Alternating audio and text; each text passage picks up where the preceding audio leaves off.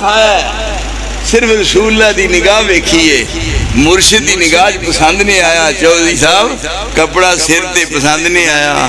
इत्थे जरा बात हो जाए, मेरे एक बंदा आंदा जी मैं पैसे रखे सन बैंक च, ते बैंक चों मैं पैसे कढाए ने, ते उथों पैसे मैनू कुछ ज्यादा उन्हें दिते नाल, ते मैं गया मौली साहब कोल, ते मैं कहा जी जिन्हें मैं पैसे रखे सन उन्हें पैसे दे के क्या कुछ नाल वाधू ने, ते मैं तो लेने नहीं। हाजी साहब आंदा मैं कहा मैं तो लेने नहीं, ते वो मौली साहब ने पूछता जी मैं वो लेने नहीं, तो मैं की करा? अहे तू ले लै।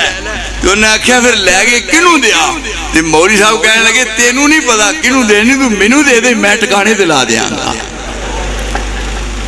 ऐसा बनती आ, पर उन्हें मन्निया ते विखाया।